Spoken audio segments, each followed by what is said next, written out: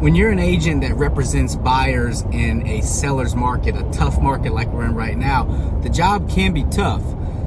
You can show a lot of houses, you can put in a lot of offers, and you can, lose a lot of offers, feel like you're wasting a lot of time. And I talked about this last week on, I tell my clients not to worry about wasting my time, that I do this for a living and that it's part of the job, but we also don't like to lose. So we have a very, very high success rate, over 90%. Of when we submit an offer, we get it won, right? Because we educate our buyers on what it takes to win an offer in a market like this. And when we educate them and then we give them what we call the 90% offer, we believe that, let me tell you like this. I had a client ask me, how do you feel about the offer that you recommended I submit? And I said, I feel the same way that I do about every offer I recommend one of my clients submit. And that's, that we're going to win 90% of the time. We're going to win 90% of the time when everybody's being pretty reasonable. We went high enough where I think we're really competitive. We're going to beat out most offers. We've done the research to give us that data, but we're not so high that, if someone just wants to come in and slap it down on the table and take, on more risk and be severely, underwater on their mortgage, then we just have to say, you can have it, bro, right? Like, you can have it, right? Like, it's okay to lose in those situations, right? And that's coming from somebody that really, really doesn't like losing. But I've got a few buyers in my pipeline right now that we're working with, and we've been out and we've seen some houses and stuff. And then when, we hear that they're in multiple offer situations, they fundamentally don't want to get into a bidding war. And that's okay too, right? They don't want to go over asking if they can help it, right? They don't want to go over asking at all, some of them, right? And that's really, really tough for buyers in a market like today, but it's not impossible, right? So title of the video, or how to get your offers won in a seller's market, it's relatively simple, right? You just got to be smart about it. If you're somebody that doesn't want to go over asking price right now, that doesn't want to, put on a really big due diligence deposit and do things like an appraisal addendum and stuff like that, that's okay. We just got to be smart about the properties we're going after.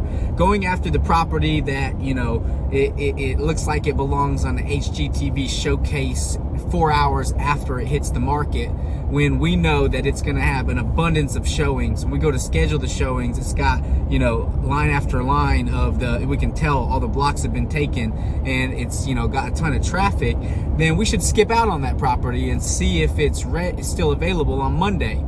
We should be looking at properties that have been on the market for a while, right? And by a while right now, I mean, if it makes it to a week, and doesn't have any offers yet, they might be willing to play ball on a listing price or lower offer, right? We also need to be thinking about our areas. If we're looking in a really, really, really hot area, the north or west side of Sanford right now, super, super hot, then you can almost be certain that you're going to end up in a multiple offer situation, have to go over asking price to win.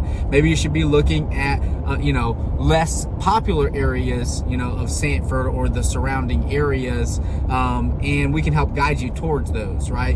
Maybe we should be looking for the silver lining in properties where, it needs some updating, and that has caused a lot of people not to want to go after it, or it needs a roof, and that's caused a lot of people not to want to go after it. And usually those properties as well end up in that former category where they might sit on the market for a couple days longer or a couple weeks longer.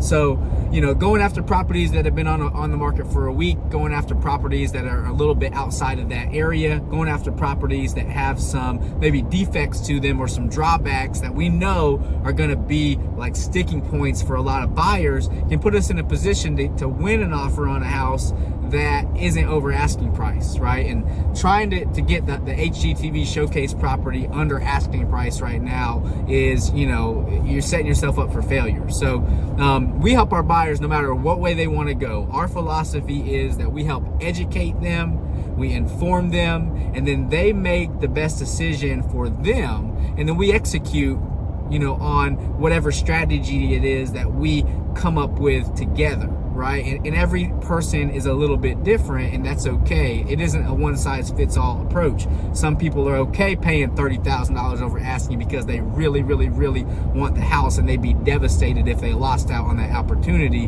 and that's okay. It's also okay if hey, I want to wait it out and be patient and find something I can get, with about 5 or 10% equity. We might have to be really patient. We might have to be really strategic. But whatever it is that your goal is, when we help you, we take your goals into consideration. We craft a strategy and a plan based on our experience and the tools that we have, and then we execute it.